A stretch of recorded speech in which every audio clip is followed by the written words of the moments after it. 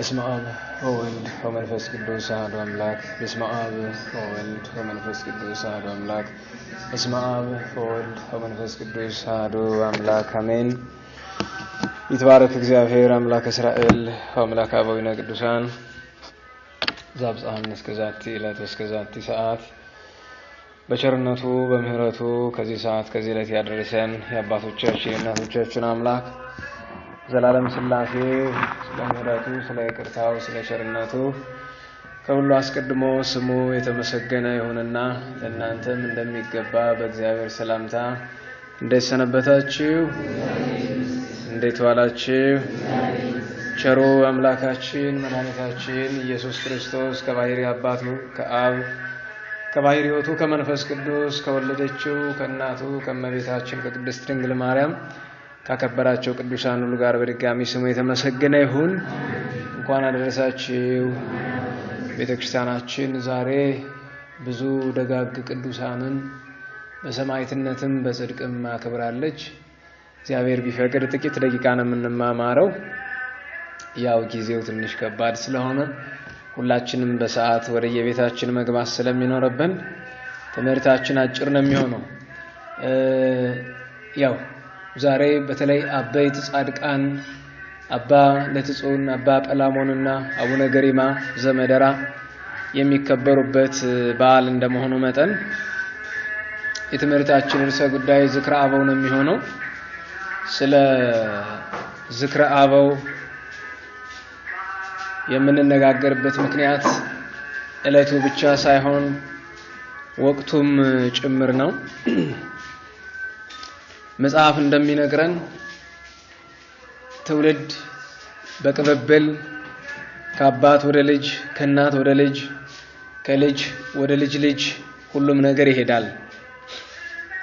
ዛሬ ዘመነ የምትሉት ዓለም ሲቪላይዜሽን ወይም ስልጣኔ ብሎ የሚጠራውን ነገር እንዲሁ እንደወረደ አላገኘውም። አንዱ ሲሰራ አንዱ ከሰራው አንዱ ሲማር አንዱ ሲይዝ አንዱ ከያዘው ሌላኛው ሲወርስ ነውና ትውልድ ሲያልፍ ትውልድ ሲተርፍ ሲተካካ ነውና ቤተክርስቲያናችን ከምታስተምራቸው ትምህርቶች መካከል ዝክረ አበው አንዱ ነው። ዝክር ማለት መታሰቢያ ነው። አበው ማለት አባቶች ናቸው። ዝክረ አበው ማለት የአባቶች መታሰቢያ ማለት ነው። ለዛሬ ሲሆን ደግሞ ዝክረ አበው ቅዱሳን አባ ገሪማ ወአባ ጰላሞን ወአባ ለትጹን ይሆናል። የሶስቱ አባቶች መታሰቢያ ሶስቱን አባቶች ማሰቢያ ዕለት ነው። የሚቀድመው ነገር ሶስቱን አባቶች አበይት ጻድቃን ናቸውና በአንድ ቀን መገኘታቸውም ይደንቃልና ምንም እንኳን የነበሩበት ዘመን የሁለቱ በአንድ ያንዱ በኋላ ቢሆንም ሶስቱን እረፍት ዕለት በረከት ሀብት አገናኝቷቸዋል። ስለ ዝክረ አበው ሲነሳ የመጀመሪያውና ትልቁ ነገር ቤተክርስቲያን የነሱን ታሪክ ጽፋ ጠርዛ በስንክሳር በገድላት ያስቀመጠችው እንዲሁ ለዋዛ ለፈዛዛ እንዳልሆነ ሁላችሁም ታውቃላችሁ። መጽሐፍ እንደሚል ወኩሉ ዘተጽሕፈ ለተግሳጸ ዚአነ ተጽሕፈ፣ የተጻፈ ነገር ሁሉ ለኛ ትምህርት ምክር እዝናት ሊሆነን ተጽፏል። የዚህ ትውልድ ጥፋቱ በገዛጁ ነው። ትናንትና ያውቅምና ሀገርንም ቤተክርስቲያንም ያጠፋት ዘንድ ተሰልፏል። በነገራችሁ ላይ ያንድን ሰው ቤት ሌባ አያጠፋውም፣ ጠላት አያጠፋውም። ያን ቤት ሊያጠፋው የሚችል ብቸኛው ሰው ባለቤቱ ብቻ ነው። እንዴት ዋላችሁ? የእናንተን ቤት ከእናንተ በቀር ማንም አያጠፋውም። የእናንተን ሀገር ከእናንተ በቀር ማንም አያጠፋትም። የእናንተን ቤተክርስቲያን ከእናንተ በቀር ማንም አያጠፋትም። መጽሐፍ ይላል ለሰብ ጸሩ ሰብአ ቤቱ ይላል ጌታችን። ለሰው ልጅ ጠላቶቹ ቤተሰቦቹ ናቸው።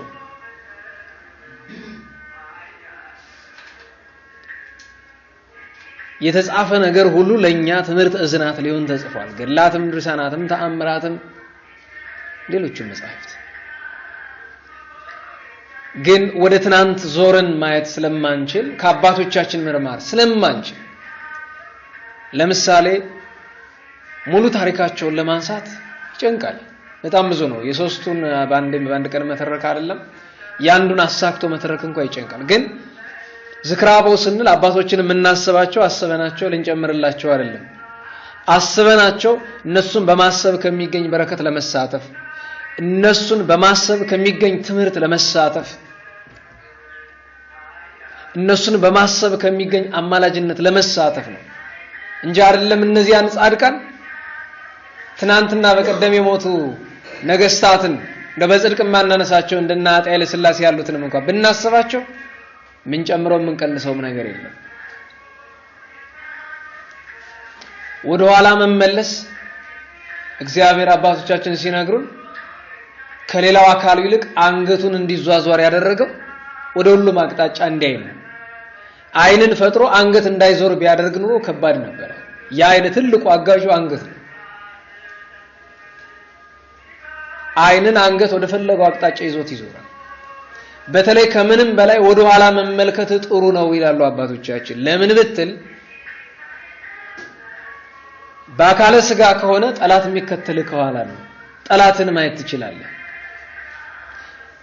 በአካለ መንፈስ ከሆነ ወደ ኋላ ማለት ታሪክን ትናንትን መታዘብ። እያንዳንዱን የመጽሐፍ ቃል ስንመለከት ያ የመጽሐፍ ቃል በእኛ ላይ ያለው ትርጉም ዛሬ በተግባር ስለሌለንበት አይገባንም። በተለይ ከምንም በላይ እኔ አባቶችን ነገር ሳስብ ጠልቆ የሚሰማኝ ፍቅር የሚለው ቃል ነው። ፍቅርን ተከትለው የሚመጡ ወይም የፍቅር ልጆች የሚባሉ አሉ። ትህትና፣ ትዕግስት፣ የዋሃት የሚባሉ አሉ። ፍቅር ከሌለ ምንም የለም። በእውኑ ፍቅር ምንድነው ተብሎ ቢጠየቅ ለብዙዎቻችን የምንመልሰው ከስሜት ጋር የተያዘውን ነገር ብቻ ነው። በነገራችን ላይ ለዚህ ትውልድ ትልቁ በሽታ አባቶቻችን የህሊና የመንፈስ ልዕልና ላይ የሆኑት ስሜታቸው ስለማይገዛቸው ነው። ይሄ ትውልድ ግን የሚገዛው ስሜቱ ነው። ለስሜቱ ያላደረ ማን ነው? አገልግሎት የተበላሸ በስሜታችን አይደለም? ሀገር የተበላሸች በስሜት አይደለም? ፖለቲካ የተበላሸ በስሜት አይደለም? እንዲህ በአደባባይ ደም የምንፋሰስ በስሜት አይደለም? ትልቅ የምትሏቸው ሰዎች ትንሽ ይሆኑ፣ አዋቂ የምትሏቸው ሰዎች አላዋቂ ይሆኑ፣ ደግ የምትሏቸው ሰዎች ክፉ ይሆኑ፣ ስሜት ነው የሚገዛን። የሰው ልጅ ከእንስሳት የሚለየው ከደማዊት ነፍሱ ይልቅ በህያዊት ነፍሱ ስለሚጠቀም። እንስሳት ለስሜታቸው ይገዛሉ፣ አራዊት ለስሜታቸው ይገዛሉ። የሰው ልጅ ለስሜቱ መገዛት የለበትም። ስሜት አያስፈልግም ወይ ትሉኝ እንደሆነ ያስፈልጋል። ስሜት ግን የሚያስፈልገው ገዝታችሁ ተቆጣጣራችሁ አገልጋይ ካደረጋችሁት ብቻ ነው። በዚህ ምድር ምንም ነገር ከሰለጠነባችሁ አትረቡ። ፍቅር ማለት ስሜት ማለት አይደለም። አሁን ለብዙዎቻችን በጣም የሚገርመው ነገር አንድን ሰው እንደምንወደው የሚሰማን ስናየው ልባችን ከደነገጠ ነው አይደል? ስናየው ደስ ካለን ነው አይደል? ይሄ እኮ ስሜት ነው። ወይም በተሻለ አማርኛ ልግለጥላችሁ ፍትወት ነው። ፍትወት ማለት ፈቃድ ነው። አንድ ወንድ አንዲት ሴት ሲያይ የሚሰማው ስሜት እሱ ፈቃደ አጋንንት እንጂ ፍቅር አይደለም። ፈቃደ ስጋ ነው እሱ። ፍቅር ምንድነው ብትሉ መጽሐፍ ሲተረጉምላችሁ በማቴዎስ ወንጌል 5 ምዕራፍ 5 ቁጥር 7 ላይ ፍቅር ማለት ምህረት ማለት ነው ይላችኋል። ብፁዓን መሐሪያን የሚምሩ ብፁዓን ናቸው እስመ ይምርዎሙ ሥላሴ ምሯቸዋልና። የሚምሩ ይማራሉ፣ ምህረት የሚያደርጉ ምህረት ይደረግላቸዋል። ፍቅር ማለት ምህረት ማድረግ ነው እኮ። እንዴ በዚህ ዘመን እንዴ ዘመን ምህረት ያለው ሰው አለ? እንዴ የውጭውን ተውትና ከእናንተ መካከል እስኪ ምህረት ታደርጋላችሁ? ምህረት በቤተ ክርስቲያን በሶስት ተከፍሏል። የወጣኒ፣ የማዕከላዊ፣ የፍጹም። ምህረት ስጋዊ፣ ምህረት መንፈሳዊ፣ ምህረት ነፍሳዊ ተብሎ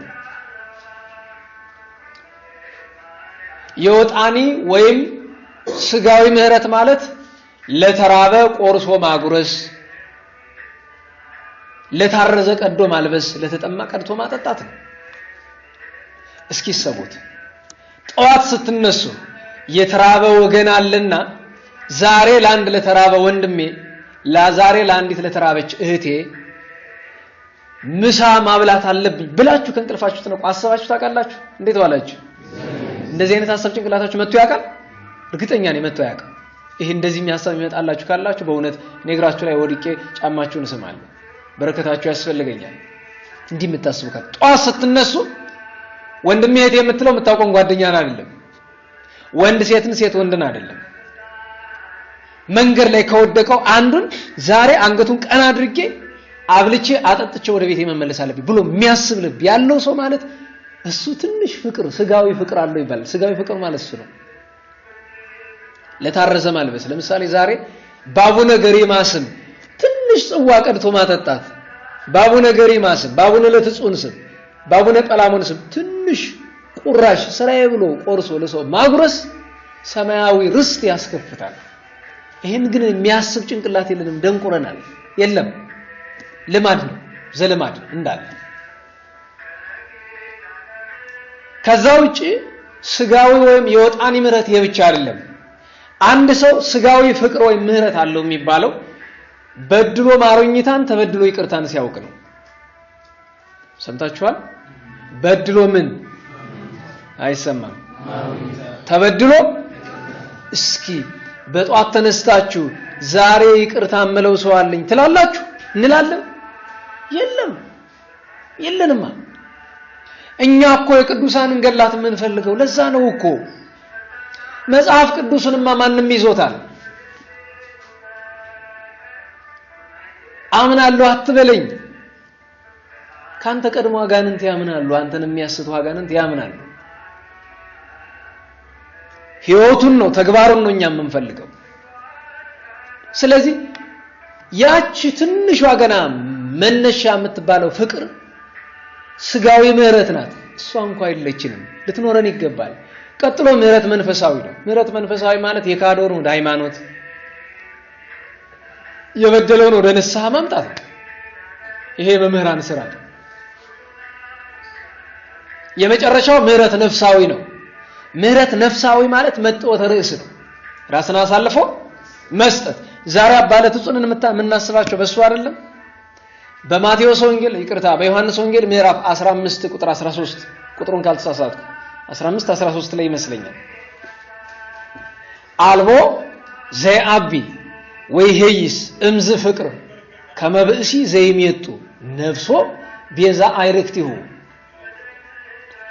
ለወገኖቹ ለባልንጀራው ራሱን አሳልፎ ከሚሰጥ ሰው በቀር ከዚህ የሚበልጥ ፍቅር የለም። ይሄ መጨረሻ ፍቅር ያየነው የት ነው?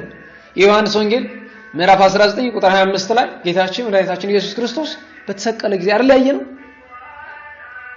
እሱ ለኛ ራሱን ቤዛ አድርጎ ሰጠ። ፍቅር ማለት ይችላል። ቅዱሳን ማለት እነዚህ ናቸው። ጌታ በቀራንዮ ራሱን ለኛ አሳልፎ ሰጠ። ከዛ በማቴዎስ ወንጌል 11:28 ላይ ተማሩ ምን ከኔ ተማሩ እስማነ የዋህ ይላል ጌታችን። የዋህ ሰው ማለት ራሱን ለሌላው አሳልፎ የሚሰጥ ማለት ነው። የዋህ ማለት ጅል ማለት አይደለም። የዘመን የዋህ የምንላቸው ብዙዎቹ ሰዎች ጅሎች ናቸው። የዋህ የምንልበት መስፈርት እኛ የዋህነትን ስለማናውቀው ጅሎችን ምን እንላቸዋለን? የዋህን እንላቸዋለን። የዋህነት ማለት ራስን ለሌላ አሳልፎ መስጠት ነው። ፍቅር ያለው ሰው ነው የዋህ የሚባለው። ከኔ ተማሩ አለ። አባለትጹን ከሱ ተማሩ። እሰቡት እስኪ አንድ ሰው በአባለትጹን ታሪክ ላይ ስትመለከቱ አንድ ሰው ክርስቲያን ነው በስም ሄድና ጳጳሱ ጋር ቅስና ስጠኝ ይለዋል። ልብ በሉ። ነፍሳቸውን ይማርና አቡነ ኤልሳ እንደ አቡነ ኤልሳ አይነት ደግ ጳጳስ አልነበረም። አባታችን አቡነ ኤልሳ ለመጣለ ሄደው ሁሉ መመርመር የለም ሾም ያለው ዝም ብለ መስጠት ነው። ነገራችሁ በመካከል አንድ በጥባጭ ታድሶ መናፍቅም ክህነት ተቀብሏል። መናፍቅ ሁሉ ክህነት ከመቀበል ደርሷል።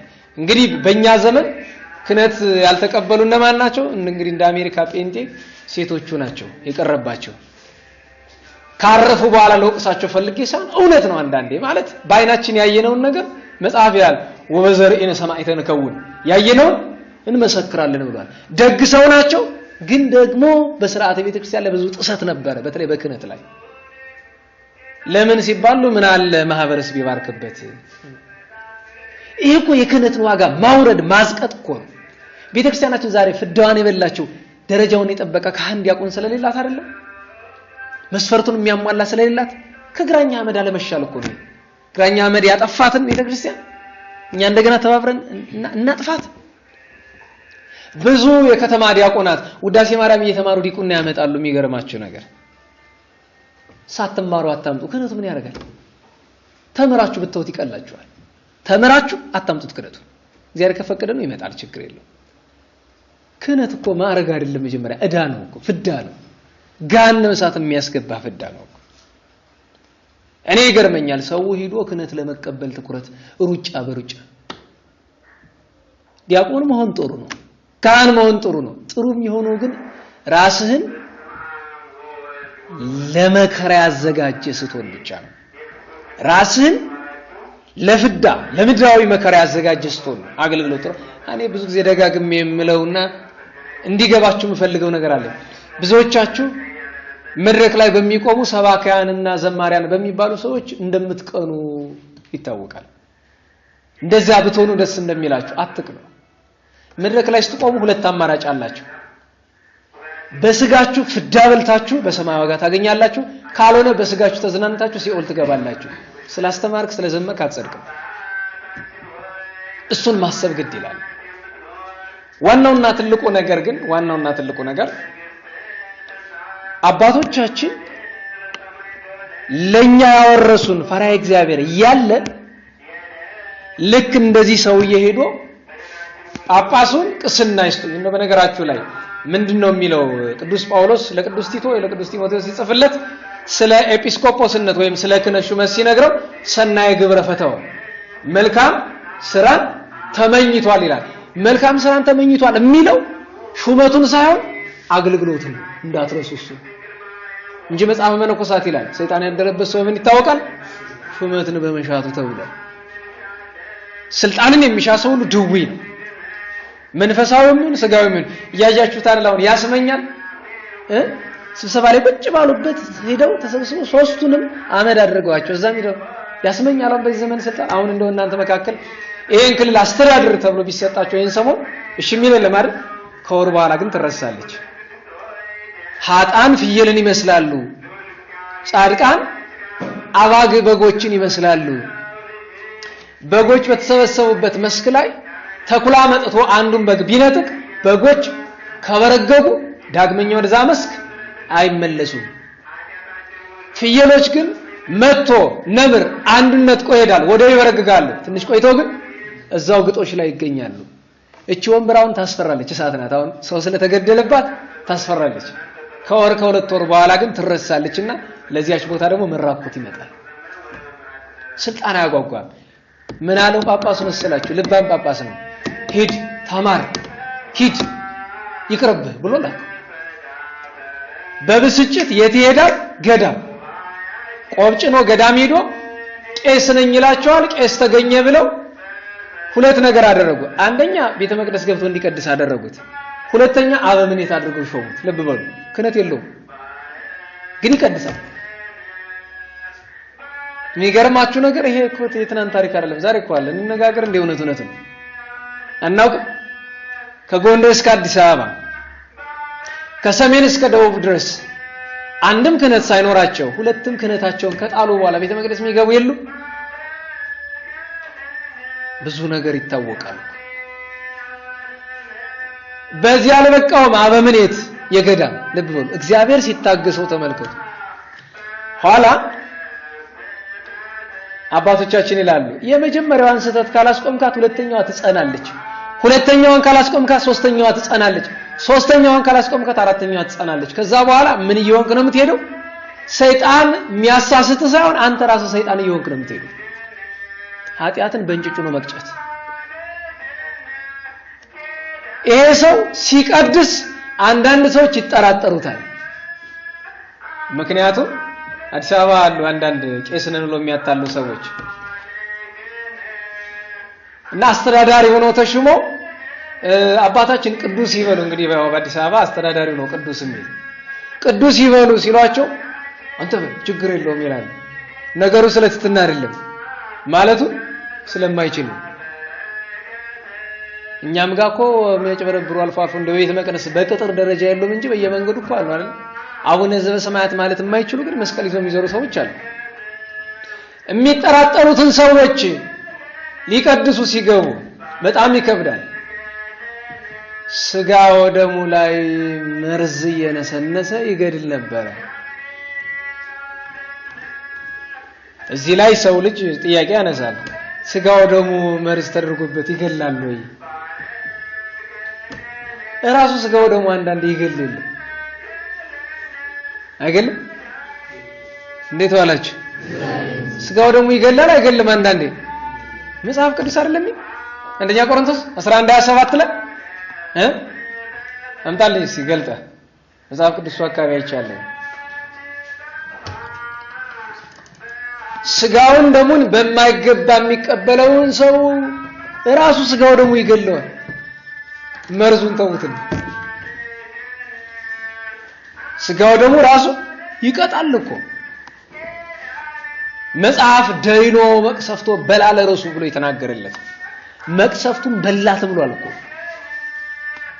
ዋናው ግን ይሄ ሰው መርዝ ያደረገባቸው ሰዎች የሞቱበት ምክንያት ምንድነው ትሉኝ እንደሆነ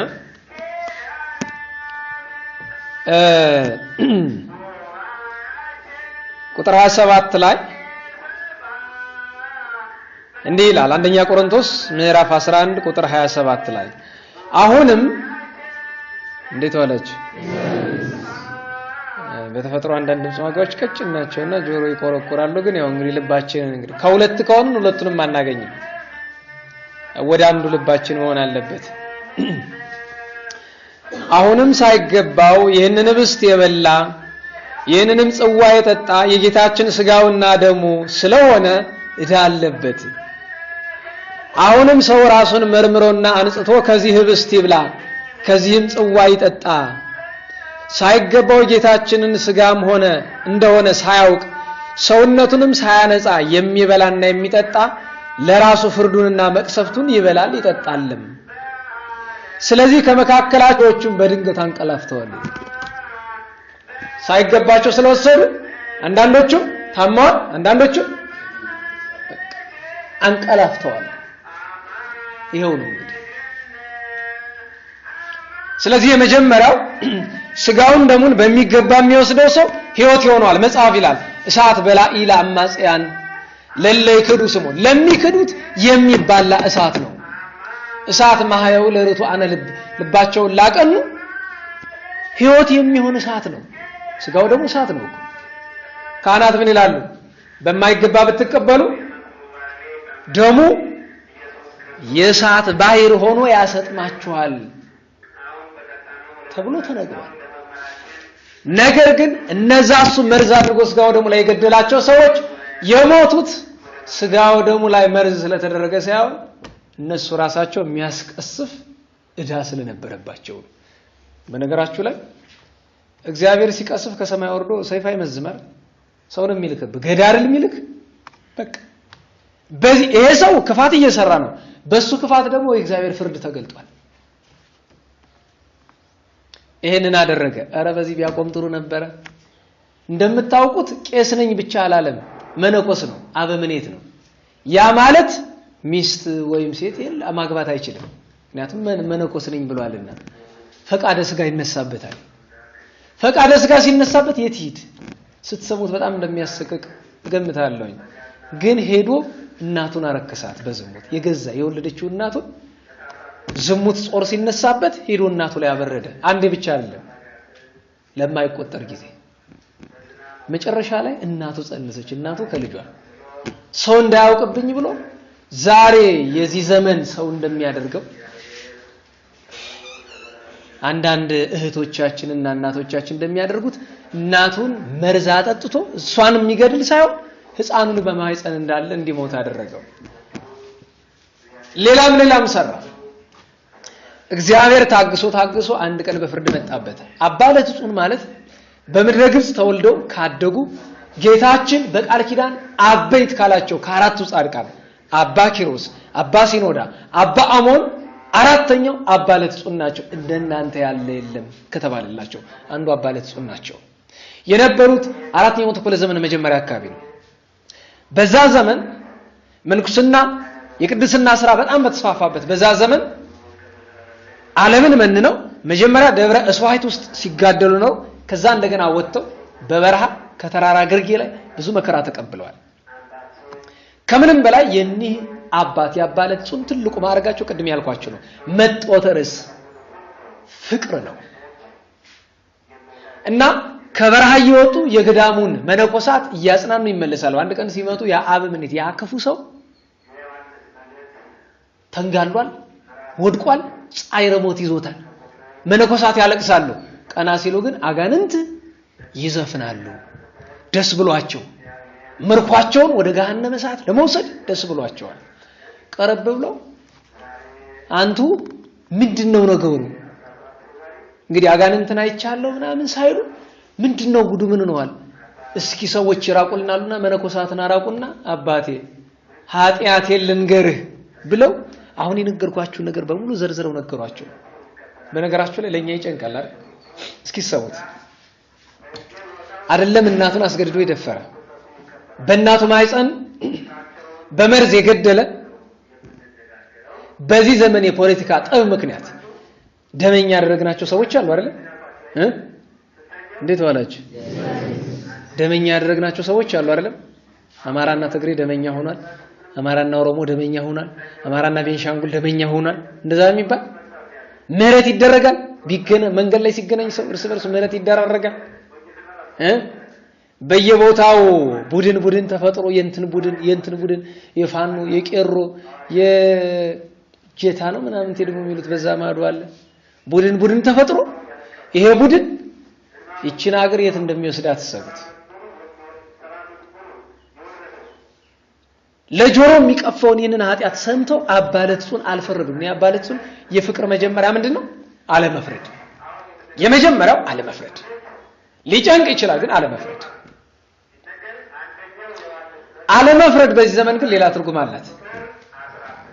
ነገሩን ቀለል አድርጎ ማየት ምንም ማለት አይደለም እኮ ይህ ዘመን ትውልድ አልፈረደም ማለት ነው። ምንም ማለት አይደለም። ሄዶ አሁን እኮ ግብረ ሰዶምን ምንም ማለት አይደለም የሚለው ወጣቶች እኮ መተውብናል።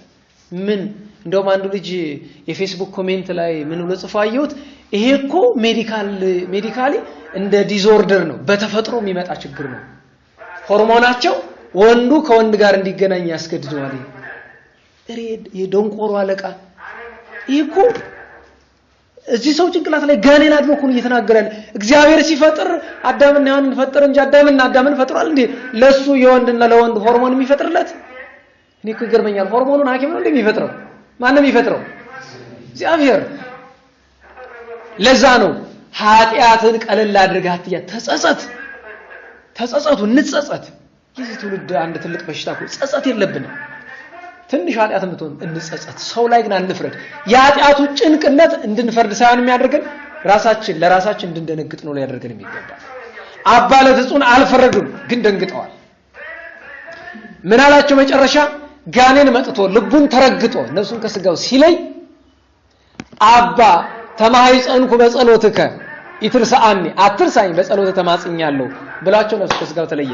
ከብቃታቸው የተነሳ አጋንንት ቅድመ እግዚአብሔር ሲያቀርባት እግዚአብሔር ሲጸየፋት ያችን ነፍስ ወስዶ እመቀመቃት ሲከታት ተመለከቱ። ያን ጊዜ ደረታቸውን እየደቁ ወደ ባታቸው ሄዱ። ጌታ ሆይ እኔን ምሰሉ ብለህናል፣ ለባልንጀራችሁ ራሳችሁን አሳልፋችሁ ስጡ ብለኛል፣ ስለዚህ እኔን አድርጋለሁ ብሎ ስለዛ ሰው ኃጢአት ራሳቸውን ይቀጡ ጀመር በንስሐ እየደጋገሙ። በነገራችሁ ላይ እንኳን ለሰው ንስሐ ልንገባ እስኪ ልሰሙት፣ ለራሳችን እንኳን ንስሐ እንገባለን። በሞት እስቲ አንድ ነገር እንደው ላስቸግራችሁ። ንስሐ ገብታችሁ ሄዳችሁ ከቤት ወይ ከቤተ ክርስቲያን እግዚአብሔርን ስትለምኑት ደረታችሁን ትደቃላችሁ? ማረኝ እያላችሁ ታለቅሳላችሁ? እስኪ ራሳችሁን በደንብ እስኪ ታዘቡት፣ በደንብ ሰቡት።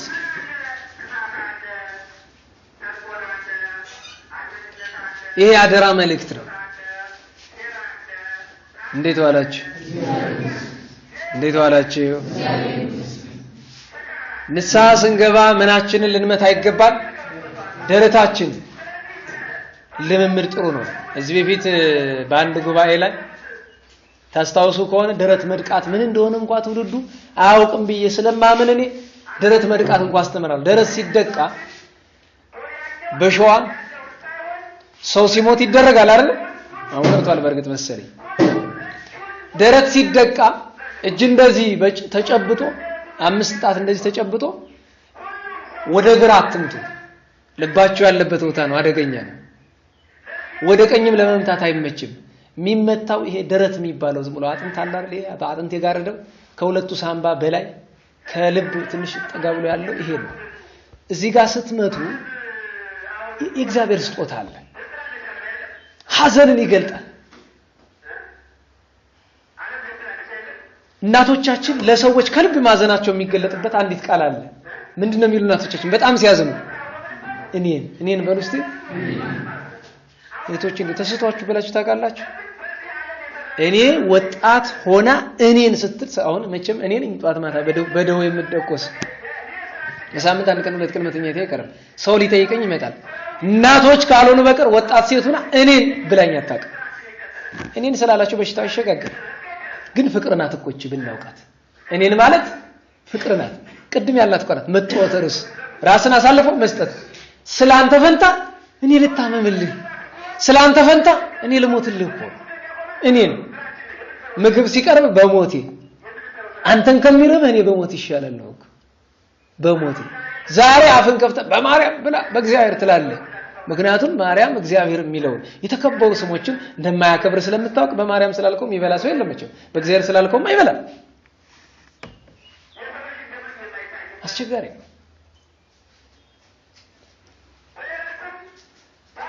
ሄደው ራሳቸውን ይቀጡ ጀመረ በንስሐ። እሳቸው ላላጠፉት ኃጢአት፣ እሳቸው ላልበደሉለት ነገር ደረታቸውን እየደቁ እንባቸውን እያፈሰሱ ጀርባቸውን እየገረፉ አካላቸውን በግማድ እየቆረጡ አሰቃዩት። ነፍሳቸው ከስጋቸው ተለየች። በጭንቅ በመከራ በንስሐ ጽናት ስለዛ ሰው ኃጢአት ንስሐ ሲገቡ ነፍሳቸው ከስጋቸው ተለየች። ቅዱስ ሚካኤል መጣ፣ ድስስ አድርጎ አስነሳቸው። ስማ እግዚአብሔር ሲልህ ስለዚህ ሰው ራስን አትቅጣ፣ አይምረውም፣ የእግዚአብሔር ፍርዱ አይታጠፍም፣ አትድከም በከንቱ ብሏቸው ሄደ። ተስፋ አልቆረጥም። ልብ በሉ መልአክ መጥቶ ተናግሯቸዋል። እንኳን መልአክ እንዲያው ንስሐ ላይ ያላችሁ መጥቼ አይ እንዲያው ኧረ ተው እንዲያው ምንም ብዬ ብላችሁ እንኳን አንድ ተርታ እንዲያው ምድራው ተርታ ሰው እንዲያው የምታቆርጡ እኮ ልብ አልባዎች አጠፉ። መልአክ መጥቶ ተው ሲላችሁ ፍቅር ነው ይሄ። የዋህነትን ፍቅርን የሚያቆመው ነገር የለም። በነገራችሁ ላይ ፍቅር አንዳንድ ጊዜ ህግ ያስጥሳል።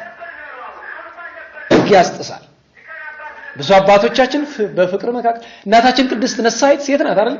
ቤተ መቅደስ ገብታ ወንጌል ስታነብ ታዩታላችሁ። ፍቅር ከህግ በላይ ናት። የኔና የናንተ አይደለም እውነተኛዋ ፍቅር።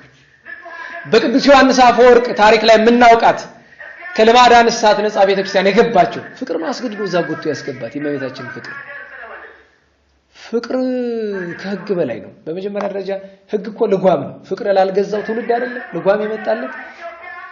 ልጓሞቹ በሙሉ ህጎቹ ሰብስባቸው ተወስዷቸው ጫፋቸው ምንድነው? እኛን ከፍቅር ለማለት 10 ትእዛዛት ስለምንድን ነው የሚናገሩት? ስለ ፍቅር። 6 ትእዛዛት ወንጌል ስለምንድን ነው የሚናገሩት? ስለ ፍቅር። ከፍቅር ውጭ የሆነ ህግ እኮ የለም። ሁለተኛ በንስሐ ብዛት ሞቱ። ቅዱስ ሚካኤል ይመጣል ያስነሳል። ተው ይላቸዋል። መቀጠል ለሱ ይሉታል። ሲሄድ ግን ይቀጥላል። ፍቅር ያስገድዳቸዋል። አባ ጊዮርጊስ ምን ይላል? ፍቅር ያጀብረኒ ከመእንግር ዜና ሆሙ ለቅዱሳን፣ የቅዱሳንን ክብር እንድናገር የሚያስገድደኝ ፍቅር ነው። ዝም በል ብትሉኝ ከሰማይ መልአክ መጥቶ የቅዱሳንን ዜና አትናገርልኝ አልሰማም ነው ነገሩ በቃ። ምክንያቱም ቅዱስ ጳውሎስ ተናገረው አይልም እንጂ እኛ ካስተማርናችሁ ውጪ ከሰማይ መልአክ መጥቶ ቢነግራችሁ እንኳን የተለየ ይሁን ብሏል። ሶስተኛ ሞቶ አስነሳቸው፣ አራተኛ ሞቶ አስነሳቸው፣ አምስተኛ ሞቶ አስነሳቸው። ኋላ ጌታችን መጣ። ለምንድን ነው ምህረት ስለማይገባው ሰው ራስህን እንደምታሰቃይ አላቸው። ዝም። አሁን ፈቃድህ ምንድነው? ጌታ ሆይ ቸርነትህን ማጸናለሁ፣ ያን ሰው ማርልኝ። ለሱማ ምህረት አይገባውም። እንኪያስ ከቸርነት የተነሳ ሌላ ነገር ልለምንህ። እሱም መማር ማትችል ከሆነ የኔን ነፍስ ወደ ሲኦል ሰዳትና የሷን መከራ ልካፈልላት። አውቁት። ለዛውም ያን ሁሉ ነውር የሰራ እናቱን አስገድዶ የደፈረ በስጋው ደሙ ላይ የተጫወተ ስንት ሰው የገደለ በቅስና በክህነት ላይ የቀለደ ሰው ጌታችን ከአባለት ጽኑ የዋነት የተነሳ አድምቆ ቅዱስ ሚካኤልን ያችን ነፍስ አምጣለ እንዳልመራት ፍትሐ እግዚአብሔር አለ። ፍትሐ እግዚአብሔር አይታጠፍም። በነገራችሁ ላይ እግዚአብሔር ሲምር ፍርዱ አይታጠፍም። ይሄን ማወቅ አለባችሁ። አንዳንድ ሞኝ ሰው አለ በቃ ዝም ብሎ እግዚአብሔር ምህረት ብቻ ያለው ይመስለው ቅዱስ ጳውሎስ ይላል ነጽሩኬ እንከ ምህረቶሂ ወአጥቦቶሂ ለእግዚአብሔር። የእግዚአብሔርን ምህረቱን ብቻ ሳይሆን ምኑንም ተመልከቱ፣ ጭከናውንም ተመልከቱ፣ ፍርዱን ይላል። አልምራትም እችን ነፍስ ምክንያቱም እምራት ዘንድ ያንተን ምህረትና አማላጅነት ተቀብዬ እንኳን በነገራችሁ ላይ ለኛ መዳን የቅዱሳን አማላጅነት ብቻውን በቂ ነው። እንዴት ዋላችሁ? በቅዱሳን አማላጅነት ብቻ እንድናለን አንድንም። ይሄን ማወቅ አለባችሁ። የቅዱሳን አማላጅነት እኛ ላይ የሚሰራ በእነሱ አማላጅነት የምናምንና ለዛም ጥረት የምናደርግ ስለሆነ ብቻ ነው። ቅዱሳንማ ሲያማሉ ድንግል ማርያም የምትለምን ለክርስቲያን ብቻ ነው? ለመናፍቃት ለምንም ለካዲያት ለምንም ትለምናለች። ግን ካዲና መናፍቅ ይድናል? አይድንም። የሷ አማላጅነት የእግዚአብሔር ቸርነትና የኛ በሷ አማላጅነት ለመጠቀም ጥረት ያስፈልጋል። ጌታ እኮ ቀዝቃዛ ውሃ ብሏ ነገሩን ቀለል ቢያደርገው እኮ ስራ ሰጥቶናል እኮ። ምን ቀዝቃዛ ውሃ ማጠጣት ስራ ሰጥቶናል እኮ። ሰው ያለ ሱታፊ አይድንም። ተሳትፎ ግድ ነው። ልምራት አልችልም፣ ግን ደግሞ ስላንተ አማላጅነት ሲኦል ውስጥ ልከታት አልችልም እና ምን ይሻላል ትለኝ እንደሆነ እነሆ ላሳይ ብሎ መሃል እጁ ላይ አድርጎ እሽት አድርጎ እፍ ቢላት ትቢያ ሆነች። እንደው ምን ይላሉ አበው ወኮነት ከመዘኢ ተፈጥረት እንዳልተፈጠረች ሆነች። ጌታ ምን አለ? ይህች ነፍስ በምድርም በሰማይም በሲኦል በገነትም አትኑር፣ በቃ ፈጥሬ አጥፍቻታለሁ አለ። ይሄ እግዚአብሔር ስልጣን ነው። ዓለም ከተፈጠረ ጀምሮ በእኔ ህጹጽ አይምሮ በታሪክ እንዳልተፈጠረች የሆነች ነፍስ ማወቅ እችል ነው። በእኔ ህጹጽ አይምሮ አባለቱን ሰገድ አመሰገነ፣ ወደ በዓቱ ተመለሰ። እንደገና በሌላ ጊዜ አንድ አባ ጰላሞን የሚባል ደግ ባህታዊ ነበር። በነገራችን ሁለት ጰላሞኖች አሉ። ጰላሞን አብይ አለ፣ ጰላሞን ፈላሲ አለ። በሚገርም ሁኔታ ሁለቱም በአንድ ዘመን የነበሩት። ቀዳማዊ ጰላሞን የአባ ጳኩሚስ አባት ነው። ዳህራዊ ጰላሞን ዛሬ የምናስበው ነው። ከአባ ለትጹን ጋር የነበረው ነው። የአባ ጰላሞን ታሪክ ላይ ስማቸውን ተመልከቱ። አባ ጰላሞን ፈላሲ፣ ባህታዊ፣ ፍጹም ወመናኔ ዓለም ይላል መጽሐፍ። ፍጹም ባህታዊ ዓለምን የመነነ የናቀ በትውፊት እንደሚታመነው እስከ 60 ዘመን ያልሳቀ እንባ ካይኑ ያላባራ ቅንድቡ የተላጠ ፊቱ የተቋጠረ የክርስቶስን ሕማምና ፍቅር እያሰበ አጋንንት ብዙዎቹን ኃጢአት ለማሰራት ሲከታተላቸው እሱን ግን ኃጢአት ማሰራት ስለማይችል አንዲት ጥረቱ አባ ጰላሞንን ማሳቅ ነው። እንዴት ዋላችሁ? መሳቅ ኃጢአት ነው የሚል መጽሐፍ አለ የለም አይደል? ግን መጽሐፍ መሳቅ ጽድቅ ነው? በነገራችሁ ላይ እኛ በመጽሐፍ የተጻፈ ነገር ነው አለማድረግ ያለብን። መጽሐፍ ላይ እገሌ ሳቀ የሚል የቅዱሳን ታሪክ ላይ አክሞሰሰ የሚል አለ። አክሞሰሰ ማለት ነው ማለት ነው ፈገግ አለ ነው። የክርስቲያን ሳቅ ሁል ጊዜ እንላለን አይደል? እንዴት ዋላችሁ? ፈገግ በሉ ልበላችሁ። ፈገግ ማለት ትርጉሙ ይገባችኋል? እንዴት ዋላችሁ? ፈገግ ምን ማለት ነው? እሳት ክሰል ፍህም ይጥላል አይደለም? ዝም በሉት ለበስ ያደርጋል አይደል? እርግብ ስታረጉት ትንሽ ብልጭ ብሎ ልም ይላል አይደል? ፍግግ ማለት እሱ ነው። ጥርስን ብልጭ አድርጎ ዝግት ነው። ይሄ ወደዚህ እንትን ብሎ ወይም በአባቶቻችን አነጋገር ውሽክ ማለት ይባላል። ውሽክ የሚሉ ህፃናት ናቸው። ብዙ ጊዜ ብሎ ይስቃል እንደ ህፃናት ጋኔል ካደረባቸው በቀር የሚያደርጉት አይመስልኝም። ደጋግሜ እላለሁ ብላችሁ አትሳቁ አማረልኝ ብላችሁ። አንዳንድ ሞኛሞኝ ደግሞ እንዲህ ሳቀ ያምራል ይላል። ሳቀ ያምራል የሚል ሰውየው እንዳይመስል በሱ ያደረ ጋኔን። ብዙ ሰው እኮ ጋኔን ተሸክሞ ነው የሚዞር። አታውቁም? አቤት ባጉሪ መነጠር ብንተያይ ብዙዎቻችን ስንት ጸላይ ሰናይ ተሸክመን እንደምንዞር ብታውቁት። እኛ ምናዝን ለማን ጸበል ለሚለው ጸበል ውስጥ ገብቶ ያማ እንዴት ታስሯል? ተይዞ እኮ ነው ጸበል ላይ የሚጮህ እኮ። በነገራችሁ ላይ ጸበል ላይ የሚጮህ ሰዎች እኮ የታደሉ ናቸው።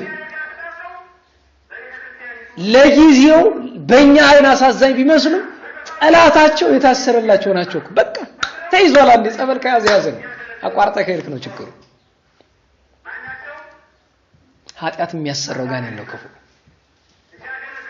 አልሳቅም ጭራሽ። ኋላ ግን ከሰይጣን ጋር እልክ ተያያዙ። በነገራችሁ ላይ አባቶቻችን ይላሉ ከአጋንንት ጋር እልክ አትጋቡ። እግዚአብሔርን ተደግፋችሁ አንዳንድ ጊዜ የንታ ኃይሌ በቀኛ ቆማቸው ምን ይሉኝ ነበረ? ፊት ለፊት ከሰይጣን ጋር አትጋጭ ይላሉ። አሁን ይሄ እንኳን ለእናንተ አይመከርም። እንኳን ፊት ለፊት ልትጋጩት እንደው እንጂ አለ። ጎን ለጎንም ጠንካራ ከሆናችሁ መካከል ጠንካሮች ካላችሁ ብርቱ ጸሎተኞች ካላችሁ ፊት ለፊት አትጋጩት። ምን ለእናንተ ነው? ለሰነ ተማሪው ዝም ብለህ መተህ ዘምረ ቃል ሲነገር ልስማ ምናምን ብለህ አትሰማ። ቃል ሲነገር ልስማ ምክንያቱም ቃል ሲነገር ልስማ ስትልም ከልብህ አይደለም። ቃሉንም አትሰማውም። አላ ምን የሚባል መጨረሻ ላይ ትምህርት ያልቅ አስተምሮናል ነው። እኔ ይገርመኛል። ሲጀመርም የለህም ትምህርት ላይ የለህም ሲፈጸምም የለህም። ዝም ብለህ በቃል ብቻ ከልባችሁ ደስ ብላችሁ ጣፍጧችሁ ዘምራችሁ ታውቃላችሁ። አስተምሮናል ነው የሚለው ሳትማሩ እንዴት ነው ጣፍጧችሁ? አሁን ራሱ ስንቶቻችሁ እየተማራችሁ እንደሆነ እኮ አላውቅም። እኔ በከንቱ እየለፈለፍኩ ይሆን ወይ ከልባችሁ እያደመጣችሁ ይሆን አላውቅም እኮ። ጠንከር ላላችሁት ግን እላለሁኝ ፊት ለፊት አትጋጩት። አትችሉትም። ከባድ ነው። ፊት ለፊት የሚጋጭ ሰው ደግሞ ትዕቢተኛ ሰው ነው። የንታ ምን ይሉ ነበር? አንዳንድ ጊዜ ሹልክ ይባላል። ዞር በል ይላሉ። አንዳንድ ጊዜም ይላሉ አውቀህ ተረታለት። በቀላል ነገሮች በምን ትሉኝ እንደሆነ ለምሳሌ በጾም አንዳንዴ አውቀህ ተረታለት። እስከ 12 ስትጦም ጨጓራ ላጥ ሊያደርገው ስትልስታይ 9 አድርገው ተረታለት። እንዲህ በማድረግ አትጎዳም። ለምን እልክ ይዞ 12 ብታደርግ እሱ ጨጓራን የመላጥ መብት አለው። ግሽልጥ ያደርግልህና ጧት ወተት እንድትጠጣ አድርጎ ቁጭ ይላል። ስለዚህ አውቀህ አንዳንዴ ተረታለት ማለት ነው። ለሰይጣን ተረቱ ማለት አይደለም። ግን በትዕቢት አትጋፈጡ። ብዙ ሰው በድርቅና ነው ሰይጣን ጋር የሚጣላ። እግዚአብሔር እንዲጣላልህ አድርገው እንጂ አንተ ምንም ትጣላለህ? በምን አቅም? እኛ አባት ጋር ከባድ ጠብ ገባ። ኋላ መጨረሻ ላይ ከባድ ነው። ነገራችሁ ላይ በገድለ አቡነ ገሪማ ላይ አንዲት ሴት በጣም መልከ ደግሞ ቆንጆ እንዴት ዋላችሁ?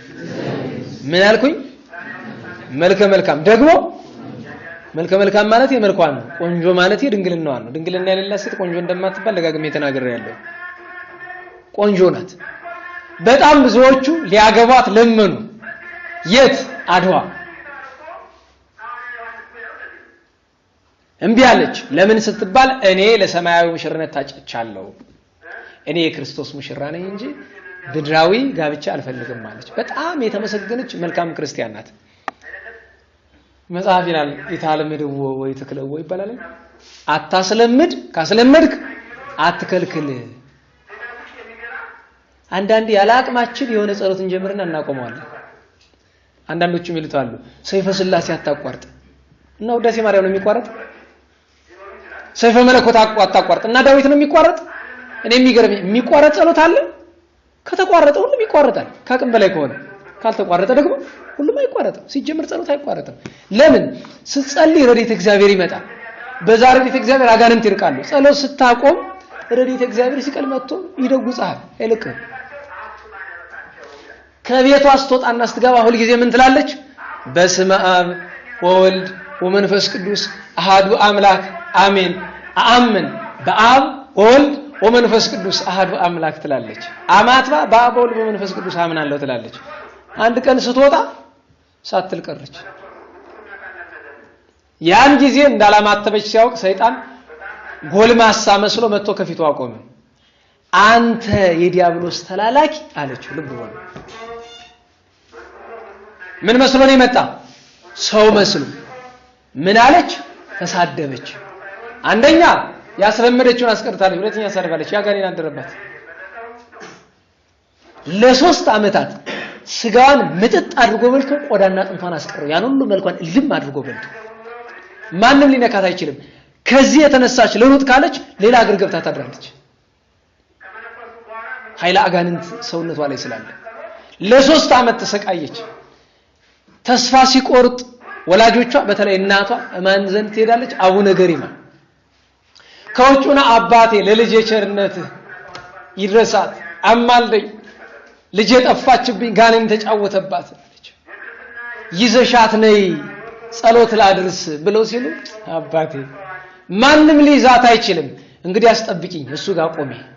ባታቸውን ዘጉና ሲጸልዩ ጌታችን መጣ። መድኃኒታችን ኢየሱስ ክርስቶስ ምን ፈለክ ወዳጄ? ጌታዬ ሆይ ለዚያች ብላቴና ራራላት፣ ምሕረትን አድርግላት፣ የምትፈልገውን ለምነኝ። መጀመሪያ ቅዱስ ሚካኤልን እዘዘውና ይዟት ይምጣ ወደዚህ። ሰው ሊይዛት አልቻለም። ሁለተኛ ፈውሳት። ቅዱስ ሚካኤል ይዟት መጣ። ከዛ አቡነ ገሪማ ጸሎት አድርጎ ጌታችን ፈውሷት ሄደ። እናቲቱ ነይ ግቢ አላት። ልብ በሉ እንግዲህ እናቲቱ በቤቷ ነው ትታት የመጣች። ስትገባ ልጇ ቁጭ ብላለች። ለዚያውም ድና ከአቡነ ገሪማ እግር ላይ ዘንበል ብላ ተኝታ። ከዛም በኋላ በቅድስና ኖራለች። ታሪኩ ሰፊ ነው። አባ ጰላሞንም መንገድ ስትሄዱ ምዕራፈ ቅዱሳን የሚባል ታውቃላችሁ? እንዴት ባላችሁ? ዛሬ አጋጣሚ ነገር የአቡነ ገሪማ ታቦት ያለበት ቤተክርስቲያን የደብሩ ስም ማን ነው የሚባለው? ምዕራፈ ቅዱሳን፣ የቅዱሳን ማረፊያ።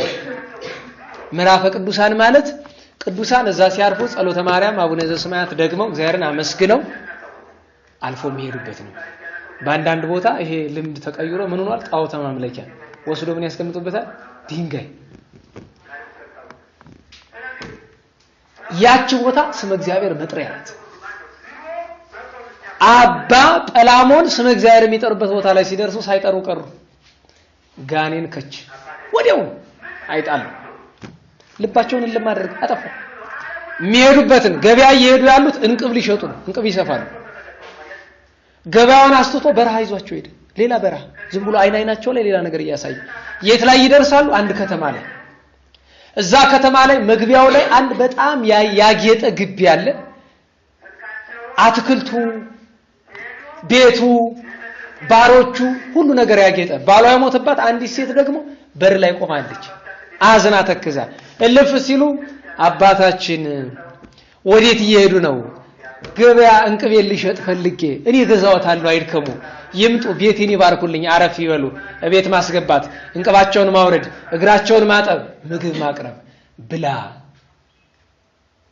አይነት አለው። ሰው ቤት ስትሄዱ እናታችን ቅድስት ሳራ የምትለዋላት ሰው ቤት ሄዳችሁ ምግብ ቢቀርብና ምግቡ ለእናንተ የማይሆን ከሆነ ሁለት መፍትሄ አለው። የመጀመሪያው አሁን በላው በቃኝ ማለት።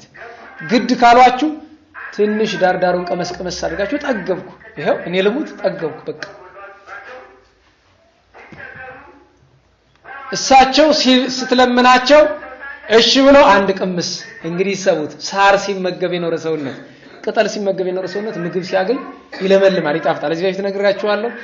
ዋልድባ ይኖሩ አንድ አባት 12 ዓመት አሁን በዘመናችን 12 ዓመት ዋልድባ ቋርብ እየተመገቡ ኖሮ ከተማ ሲመጡ እህታቸው ምን ታበላቸዋለች? ትኩስ ሽሮ።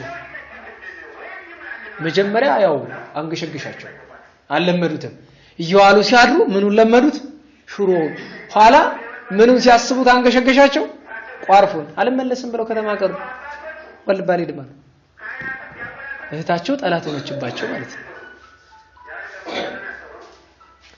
መብላት ሲቀምሱት መጣፈጥ መጨመር መብላት ሲበላ ደግሞ ምን ያምራል መጠጥ ወይን ማምጣት መጠጣት ምን መጣ መጀመሪያ ጥጋብ ኋላ ስካር እንግዲህ ሰውት ዲያብሎስ ለማሳቅ እንኳን ያልቻላቸው ቅዱስ ሰው አባ ጰላሞን ታላቁ ባህታዊ ታላቁ ጻድቅ አከተመ ወዲያውኑ እሳቸው ሞቅ ሲላቸው ባሮቿን ጠቀስ ታደርጋቸዋለች ሴቶቹ ደንገጥሯቸው ወጥተው መሄድ እናንተኛ ብላ ወስዳ መኝታ ላይ አልጋ ላይ ያ ድንግልና ያዕቆብ ገደል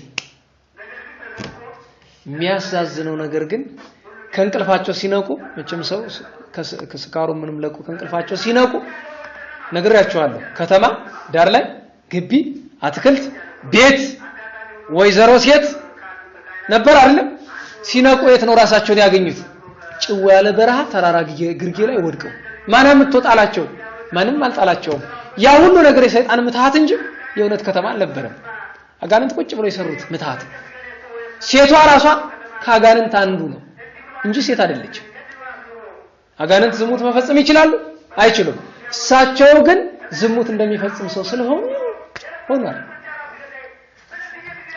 እኔ አባ ጰላሞን ያሳዝናሉ በጣም በእርግጠኛ ነን እናሳዝን ያሳዝናሉ ማለት ያን ጊዜ እንደው እንዳሉ ብናያቸው ያሳዝናሉ አሁን እንኳን በእግዚአብሔር መንግስት በክብር ያለው አባት ናቸው ያ ስቃይ ከሳቸው ዘንድ ሆኖ የሚገርማችሁ ነገር ጉዳቱ በነፍስ ድንግልና ጠፍቷል ቅድስና ጠፍቷል አይደል በስጋ የውሸት ነበር የተበላው የውሸት ጥጋብ የውሸት ስካር ነው የለም አልበሉ በባዶ ሜዳ እኮ ነው የበሉ የጠጡ ነው ያስመሰላቸው አባቶቻችን እንደምን ይላሉ እንደ ህልም በህልም ሌሊት ሴት ጋር ወንድ ጋር ተኝተምናም ታየለ ሰውነት ረክሷል ድርጊቱን ግን አላገኘውም አልተገኘም የውሸት ህልም መጥፎነቱ ብትበላ የውሸት ብትጠጣ የውሸት ብትዘሙት የውሸት አለቀሷ መረው ሰይጣን ፊት ለፊት ቁጭ ብሎ አየኸኝ እንዲህ ነኝ እኔ ጣልኩ ቅድስናን አፈረስኩብ ብሎ አላቸው አማተቡበት ሄደ እዚያ በታላቅ ለቅሶ ጌታ ይዋጥተውኝ ይያሉ ሲጮው አይ እግዚአብሔር ምሕረቱ ያውቃል ሰይጣን ስለተበረታታባቸው አይዞ ሄድና በሱ ተራራ ላይ ከቅዱሳን ሁሉ የሚበልጥ ለትጹን የሚባል ወዳጅ አለኝ እሱ ሲጸልይልህ ምራሃለው ሄድ የቅዱስ ዳዊትን መዝሙር እየደገሙ ሄደው አባ ለትጹን ጋር ተገናኙ ተናዘዙ 3 ቀን ጸልየው አባ ለትጹን ተራራ ላይ ወጣው በሶስተኛው ቀን ጌታችን ከሰማይ ሆኖ ይቅር ብያለሁ ጰላሞን ኃጢአትህ ባንተ ላይ ሳይሆን በራሱ በሰይጣን ላይ ይታሰባል ያንተ ብቻ ሳይሆን ዓለም ከተፈጠረ ጀምሮ የፈተናቸውን ቅዱሳን ወዳጆችን ኃጢአት ሁሉ በሱ ጭንቅላት ላይ አኖራለሁ ብሎ አላቸው አባ ጰላሞን ተሰናብተው ሄዱ በዚህ ቀን አረፉ አባ ለትጹንም ከብዙ ተጋድለው በኋላ በዚህ ቀን አርፈዋል አባ ለትጹን የፍቅር ሰው ናቸው ቅድም ብለናል ከምህረት ነፍሳዊ የደረሱ ናቸው ምህረት ነፍሳዊ የመጨረሻ ማጠቃለያችን አቡነ ገሪማ ናቸው ገሪማ ዘመደራ ይስሐቅ ዘብሔረሮ ገሪማ ዘደብረ መደራ ዘብሔረ ኢትዮጵያ ይሏቸዋል በ5ኛው ክፍለ ዘመን ተወልደው በ6ኛው ክፍለ ዘመን መጨረሻ አካባቢ የተሰወሩ አባት ናቸው አቡነ ገሪማ ቀደም ትንሽ ታሪካቸውን አነሳናል አቡነ ገሪማ ሮም ሲባል እንዳትምታቱ በጣም ብዙ ቦታ ነው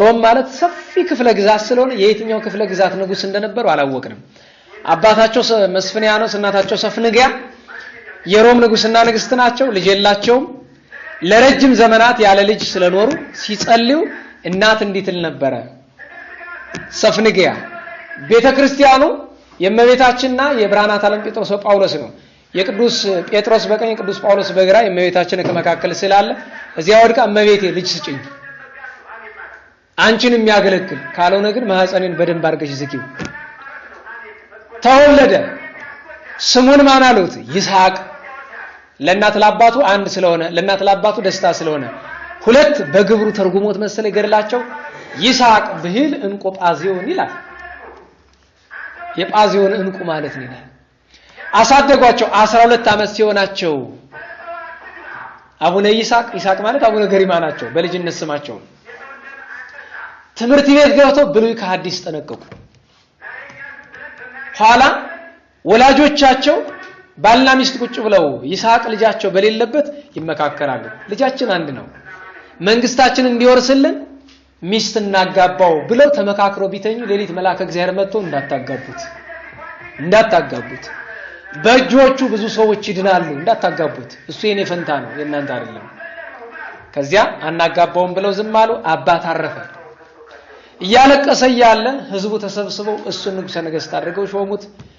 ለ7 ዓመት ዳስ አይበድል ፍርድ ሳያጓድል በፍትህ በርት አስተዳደረ፣ ገዛ። በዚያ ወራት በግብጽ ገዳመ ዳውናስ የነበሩት አባ ጰንጠሌዎን ደብዳቤ ይጽፉለታል። ምን ሲሉ? ህድጎሙ ለምውታን ይቅበሩ ምውታን ሆሙ፣ ሙታናቸውን ይቀብሩ ዘንድ ተዋቸው። እቺ ቃል ትገርመኛለች። እንዴት ዋላችሁ? ሙታን ናቸው ያዋን ጌታ ምን አለ? ልከተልህ አለ። ግን አስቀድሜ አባቴን ቀብሬ መጣ ዘንድ ፍቀድልኝ። ምን አለው?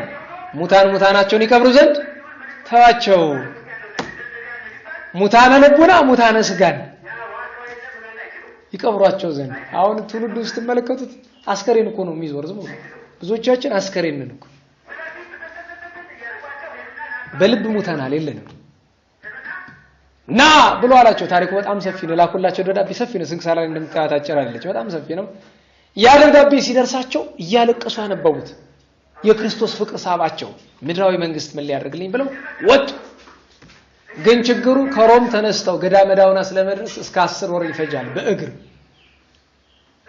ሌሊት መልአከ እግዚአብሔር መጥቶ በሩን ከፍቶ ወሰዳቸው። ቅዱስ ገብርኤል በቀኝ ክንፉ ተሸክሞ ስንክሳር በ3 ቀን ያደረሳቸው ነው የሚል ገድላቸው በ1 ቀን ይላል። 3 ቀን ያለው አንድ ያ ሌሊት የተነሱበትን ከዚያ በኋላ ቀጥሎ ደግሞ አባ ጰንጠሌዎን ጋር የተገናኙበትን ነው እንጂ እንዳይነ ጥቅሻ ሌሊት 10 ሰዓት አንስቶ ጧት 3 ሰዓት ላይ ያደረሳቸው። አባ ጰንጠሌዎን ጋር ተገናኙ። ሲያመነኩሷቸው አቤት የነበረ ፈተና፣ አቤት የነበረ ጭውውት።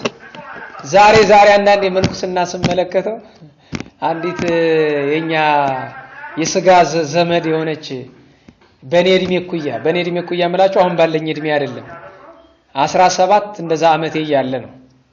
እሷም እንደዛው ነው። ከቤተሰቦቿ ጋር ተጣልታ ጠፋች። በ3ኛው ቀን ቢያገኙት መንኩሳ። እንዴት ዋላችሁ? ምን ሆና ኪሳራ። እንግዲህ ሰውት ደግሞ በ3 ቀን ቆዩ። በጣም በደንብ ፈትነው አመነኮሷቸው። ኋላ ማስኬማ ሰጧቸው። እዛ በኋላ ያላቸው ታሪክ በጣም ሰፊ ነው። አቡነ ገሪማ ከ9ኙ ቅዱሳን አንዱ ናቸው። አባ ጰንጠሌዎንና አቡነ ገሪማ እያሉ ነው 7ቱ ቅዱሳን ከሮም ከእስያ መጡ። 9 ሆኑ። ቅዱስ ገብርኤል እየመራ በአቡነ አረጋዊ መስካሪነት መጡ። ቤተ ቀጢን አክሱም የምታውቁት ከሆነ ልፍ ብላችሁ ወደ ላይ ከአክሱም ጽዮን ማርያም ቤተክርስቲያን ልፍ ብላችሁ ወደ ላይ ያለው አርባዕቱ እንስሳ ያለበት አካባቢ ቤተ ቀጢን ቅዱሳኑ የነበሩበት በተጋድሎ ኖሩ። ከነሱ ጋር አንድ 10ኛ አባት ነበሩ። 10 ነበሩ። 9ኙ ከውጭ መጡ፣ አንዱ የሀገር ውስጥ ነበሩ። ደግኛ ጻድቅ እግዚአብሔር ብርሃንም ያበራላቸው። እንደውም 9ኙ ቅዱሳን ማይድ ሲቀርቡ የእግዚአብሔር መልአክ መጥቶ ያበራላቸው ነበር። ይገርመናል። እንደ ባህሉ እኮ ነው። በባህላችን ማይድ ሲበላ ልጅ ምን ያበራል? ሻማ ጧፍ ወይም ደግሞ ምንድነው የሚባል ኩራዝ ያበራል። አሁን ይሄን ማድረግ ዘንድሮ ባርነት ነው ይመስላል። ጥሩ ነው። መልአከ እግዚአብሔር ለቅዱሳን ያበራላቸው ነበር። አንድ ቀን ያን አባት አሙት። አባ ኦት ይሉታል። አሙት በሆነ ነገር አሙት እና ራት ሊበሉ ሲሉ ቅዳሜና እሑድ ነው የሚሆነው። ራት ሊበሉ ሲሉ እልም መብራት መልአኩ ያዘው። አረ መብራት ወዴት ሄደ ሲሉ እዛ ያለው አባት ይላቸዋል። መብራታቸው እኔ ጋር ነው ያለው ይላቸዋል። ሰርቆ ነው አይደለም። መልአኩ ወደ እሱ ወስዶት ወደ ታማው ሰው በቤተ ቀጢን ኖሩ። ከዚያ በኋላ ለአገልግሎት ተለያዩ። አቡነ ገሪማ መደራ ሄዱ። እዚያ መደራ በነበሩበት ወቅት ላይ እጅግ ብዙ ድንቅ ተአምራትን ሰርተዋል። ብዙ ሐዋርያዊ አገልግሎት አገልግለዋል። 40 ዓመት ደም ይፈሳት የነበረችውን ሴት አማልደው ደሟን አቁመዋል። ሙታንን አንስተዋል። ድውያንን ፈውሰዋል። ለምጻሞችን አንጽተዋል። ስንክሳር ስታነቡ የሚነግራችሁ ተአምራት አሉ። በብዕር እየጻፉ ብዕራቸው ቢወድቅ ዛፍ ሆኗል፣ በቅሏል። ምራቃቸውን እትፍ ቢሉ ምራቃቸው ጸበል ነው፣ እስካሁን ድረስ ፈውስ ነው። ዛሬ በአቡነ ገሪማ ገዳም የሚገኝ ወንጌል አለ አይደል? የገሪማ ወንጌል የሚባል ያን ወንጌል ሲጽፉት ነው ፀሐይን ያቆማት። እየጻፉ ምሽት ላይ ፀሐዩን አቆሟታል እየጻፉ እያለ። እንዲያውም አንድ ቀን ያንኑ መጽሐፍ ሳይጨርሱት ቀርተው ነበርና ፀሐይን አዩአትና ልትጠልቅ ነው። ቆይ ጸሎት አልጨረስኩም። አንድ ጊዜ ብቻ አይደለም ያቆማት፣ ደግሞ ሌላ ቀን ቆይ ትንሽማ ጸሎት ልጨርስ ብለው አንዳንድ ጊዜ እኮ ይገርመኛል። እንደው ጓደኛችን ቆይማ አንተ አልጨረስኩም ብሎ ይቆማል። እንዴት ዋላችሁ? ቆመኝ እንደው ቁም ጠብቀኝ ብትሉት ጓደኛ እንኳን ይጠብቃል። ፀሐይ ቆይማ ጸሎት ልጨርስ ብለው እሳቸው እየጸለዩ መልአኩ ወርዶ ይጽፍላቸዋል። ኋላ ጨርሰው ቢመለከቱ እንዳለ ብራን ነው ግጥግጥ ብሎ ሞልቶ መልአኩ ጽፎት ዘሩንም ትርጓሜውንም ቁጭ አድርጉት። በዚህ ማመስግነዋል። ትልቁ የሚያስደንቀው ነገር ግን ስዕላቸው ሲሳል አቡነ ገሪማ ምንድነው የምናየው? በሬዎችን ይዘው ግራር ላይ ስንዴ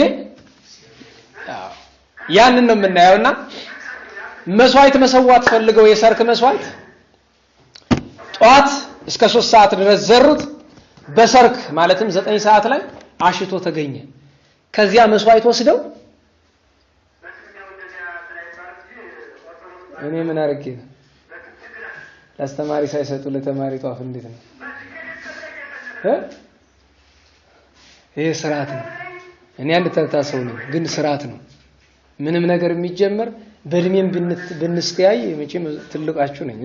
መጀመሪያ መብራት ለአስተማሪ ነው የሚሰጥ ለወደፊቱ። ያንን መስዋዕት ሰርተው አሳረጉ። በማግስቱ በሮችን አመጡና ግራር ላይ አወጧቸውና ልብ በሉ ነው የሚያስገርመኝ ነገር በሬ ግራር ላይ በምን ይወጣል? እንደገና ግራር በእውነታውን ማበራያ ይሆናል። ታቹ ክፍት አይደለም እንደውም ፊት አይደለም የሚያዘነው። እንደ ስንክሳር 77 እንደገርላቸው 76 እንቅብ አመረቱ በአንድ ቀን ማለት ነው። ያለማን የሆነ ይመስላችኋል? ለመዳን ከእጃቸው እህል አያሳድሩም ነበር። ያን አደረጉ። ከምንም በላይ አስገራሚው ነገር ደግሞ ያው የስማቸው ነገር ነው። ስማቸው ይስሐቅ ኋላ ማን ተባለ? ገሪማ። የገሪማን ታሪክ ታውቃላችሁ። ያው አባታችን አቡነ ገሪማ በደብረ መደራ ያሉ 2 መነኮሳት መጡ። እነዚያ መነኮሳት መጥተው አባታችን ዘንድ እንግድነት ተቀመጡ። ለመነኮሳቱ ምግብ ማቅረብ ፈለጉ። ምክንያቱም እንግዳ ስለሆኑ ምግብ አቀረቡላቸውና አቅርበው ዞር ማለት ደግሞ ባህል አይደለም። አብረዋቸው መቁረስ መክተት ሰዎቹ አይናቸው ተጋርዷል እንዳያዩ። ኋላ አረ ቅዳሴ ሰዓት ደርሷል አባታችን የሚቀድስ ጠፍቷል እኮ ይሏቸዋል። እኔ ቀድሳለሁ ብሎ ገቡ። መልአከ እግዚአብሔር ወረደላቸው፣ ቀደሱ። ኋላ 2ቱ መነኮሳት ይሄዱና ለወንድማማቾቹ ለአበው አረ ገሪማ ይስሐቅማ እኮ በልቶ ቀደሰ። ማን ይሰማሉ? አባ ጴንጤ ተው ልጅ አያደርግም። አረ አደረገው እንጂ እኛ ምስክሮች ነን እንምላለን። በአብ በወልድ በመንፈስ ቅዱስ ምን እንምላለን አድርጎታል። ኋላ ግራ ቢገባቸው ልጅ ይስሐቅናማ ብለው አስጠሯቸው። ተጠርተው መጡ። ልጅ ሳይ በዙሪያ ሰዎች ይታዩኛል፣ መነኮሳት ይታዩኛል። እባክህ መነኮሳትን ሰዎችን ከዚህ ገለል በሉ በላቸው። እንዴት ባላችሁ? ሰው ሲገባ ህሊናችሁ ስለሚሰረቅ ነው። ምን በሉ? ገለል በሉ በላቸው። አባታችን ለምን ሰዎች ብቻ? ዛፎቹም ድንጋዮችም ገለል ይበሉ። 5 ምዕራፍ ስንት መሆኑ ነው በዘመኑ ልኬታ? 1 ኪሎ ሜትር ጽርግርግርግ ባዶ ሜዳ እና አባ ጴንጤሌው እንደነገጡ ወልደ ይስሐቅ በሉ እስቲ ገረምከኒ ወዘንተ ብሂሎ ሰገደ በቅድሜው ይላል ገድላቸው። ይሄንን ብሎ አባ ጴንጤሌውን በአቡነ ገሪማ ፊት ሰገዱ። ልጅ ይስሐቅ አስገረምከኝ። ይሄን የሰሙ መነኮሳት ምን አሉ? ወበይን ተዝተ ሰሚ ገሪማ ማመዛቲ ዕለት ከዚህ ዕለት ጀምሮ ገሪማ ተባለ። ይስሐቅ የሚለው ተረሳ። ኋላ አጼ ገብረ መስቀል መጣና አባት ሆይ በጸሎት አስበኝ ደብር ልንጽልሃል ስራልኝ እነዛን ዛፎች ልተቀም። አዎ ተጠቀማምጣ። እነዚያው የሸሹትን እኩሌቶቹ አቡነ ገሪማ ሲመጡ እየዘመሩ መጥተዋል። እንደውም አባው ምን ይላሉ? ገሪማ ለኛም ገረምከን እያሉ መጡ ይላሉ። ኋላ እኩሌቶቹ ከኋላ የቀሩትን ደግሞ ቆርጠው አመጣው ደብር ቤተክርስቲያን አነጹላቸው። ኋላ ዝናቸውን ማን ይሰማል? እረፍታቸው በተደረገበት ማለት በሚሰወሩበት ቀን ቅዱስ ያሬድ መጣ ወደ አቡነ ገሪማ። አጼ ገብረ መስቀል ተከትሎታል። ለብዙ ቅዱሳን ምስጋና ውዳሴ የሚደረስላቸው በእረፍታቸው ካረፉ በኋላ ማለት እሳቸው ግን በሚሰወሩበት ሰሞን መጥቶ ቅዱስ ያሬድ ከፊታቸው በዝማሜ ምን እያለ ገሪማ ክቡር በሉ እስቲ ብእስ የእግዚአብሔር ነጋ ይዘር ኪነቶ ወሰርከ የአርር ገራይቶ ገሪማ ጸሎት ከተባረከኒ። የቅዱስ ያሬድ ድርሰት ከአቡነ ገሪማ ፊት ነው፣ ፊት ለፊት እዛው ይያሉ። ዛሬም እሱ ነው የሚባል። በ7 ዓመት አንድ ጊዜ መዝሙር ሲገጥም እሱ ነው የሚባል። የተከበርክ የእግዚአብሔር ሰው ገሪማ በጧት በጥበብ ትዘራለህ፣ ከሰዓት ማሳህን ታጭዳለህ። ገሪማ ጸሎት ተባርከኝ ጸሎት ትድረሰኝ ብሎ ቅዱስ ያሬድ ከሳቸው ተመርቆ ተባርኮ ሄዷል። አቡነ ገሪማ በስተርጅና በዚህ ዕለት ተሰውረዋል። ብሔረ ሕያዋን ገብተዋል። ቃል ኪዳናቸው ሰፊ ነው። መታሰቢያቸውን የሚያደርግ ደብራቸውን የሚያንጽ 47 የብርሃን አህጉር አብያት በሰማይ ይሰጡታል ተብሎ ቃል ኪዳን ተገብቷል። መታሰቢያቸውን የሚያደርግ 12 ትውልድ ምርላሉ ብሏቸዋል። ልጅ ባይኖረውስ ቢሉ 12 እጥፍ አድርጌ ሰጠዋለሁ። ዛሬ ምጽዋት ያልሰጠ ሰው ያልታደለው። እኔ ብዙ ጊዜ አባቶች ሰኔ 17 ቀን ምጽዋት ሳያደርጉ አይውሉ። ቁራሽ እንጀራ ብትችሉ ሰኔ 17 ሁሉ ጊዜ አንዲት ነገር ልምከራችሁ። በአመት አንዲት ቀን ብትሆን ሰኔ 17 አንዲት ልብስ ከቤታችሁ አውጡ። ነጠላም ትሁን ይሄ ቀምሻ ቲሸርትም ትሁን ሱሪም ይሁን ቁምጣም ይሁን ብቻ ልብስ ለኔ ቢጤ አልብሱ። እቺ ትልቅ ነገር ናት። አባቶቻችን ያስለመዱ ያቆዩልን ነገር ናትና አባታችን ቅዱስ አቡነ ገሪማ ይሄንን አድርገዋል። አሁን ጥቅልል እናድርገው። የትምህርታችን ርዕስ ዝክረ አበው የአበው የአባቶች መታሰቢያ ነው። አባቶቻችን ያሰብናቸው ቅድም እንዳልኳቸው ከነሱ ለመማር ነው። በአማላጅነታቸው ለመጠቀም ነው። በረከታቸውን ለማግኘት ነው። ስለዚህ በማስተዋል እንድንኖር በማስተዋል ይኖሩ አባቶችን አቡነ ገሪማ፣ አቡነ ለትጹን፣ አቡነ ጰላሞን። የሚገርማችሁ ዛሬ የአቡነ ተክለ ሃይማኖት ዓመታዊ መታሰቢያ መሆኑ አይታወቅም። እኔ አቡነ ገሪማ ታቦት ከአቡነ ተክለ ሃይማኖት ጋር መደረጉ አንድ ጎን ያስከሪ። ዛሬ አቡነ ተክለ ሃይማኖት ዓመታዊ መታሰቢያቸው ነው። ዛሬ ዳሞት በሚባል ምድር ሞተለሚ የሚባል ንጉስ እሳቸውን ባሰቃየበት ወራት 7,000 ከ75 ሰዎች ዛሬ ከአቡነ ተክለ ሃይማኖት ጋር ሰማዕትነት ተቀብለዋል። ዛሬ አቡነ ተክለ ሃይማኖትና ቅድም ነግራችኋለሁ ስንት እልፍ 7,000 ምን ማለት ነው? እንዴት ዋላችሁ? አንድ እልፍ ስንት ነው? ንገሩኝ። 10,000 7,000 ስንት ነው? 70,000 80 ስንት ነው? 8,000 አሁን አንድ ላይ ንገሩኝ። 78,075 ሰው ዛሬ ከአቡነ ተክለ ሃይማኖት ጋር ሰማዕትነት ተቀብሏል። አቡነ ተክለ ሃይማኖት ከሞት ሲነሱ ሌሎቹ ግን በዛው ርስቱ ወርሰዋል። ይሄ ዛሬ ነው። እና አርሴማ ጻድቅት ሌሎቹ ዛሬ አምላካችን ስማታቸውን ከጠራናቸውም ካልጠራናቸውም ቅዱሳን ጸጋ በረከት በሁላችን ላይ ያሳድርብን። ዝክሩን ያዘከሩ ያሰባችሁ የተገኛችሁ ባለቀ ደቂቃም የመጣችሁ እንግዲህ ምን ላስተላፕ ነው የሚባለው የመጨረሻ ዙር ላይ የመጣችሁ አላችሁ። በረከቱን መሳተፋችሁ አይቀርም። ቀለሙ ግን አልፏችኋል። ለወደፊት ቀለም እንዳያልፋችሁ ቀደም ብላችሁ ነው መገኘት። የወላዲተ አምላክ ድንግል ማርያም ጣዕመ ፍቅሯ በሁላችን ላይ ይደርብን። በእውነት ሀገራችን ሰላም ያደርግልን። የሞቱትን ነፍሳቸውን ይማርልን። መቼም እንዳትረሱት የምፈልገው የመሪ ሞትና የፀሐይ እርበት አንድ ነው። መሪው ክፉ ሆነ በጎን አይደለም። 2004 ላይ የሀገሪቱ መሪ ሲሞት የደነገጥን ስለምንወደው አልነበረም። የምንወደው የምንጠላውም የለም። አስቸጋሪ ነው እና እሱን ነገር እንድናስበው አደራ ለሀገራችን እንድንጸልይ ነው። ወስብሐት ለእግዚአብሔር ወለወላዲቱ ድንግል ወለመስቀሉ ክቡር አሜን።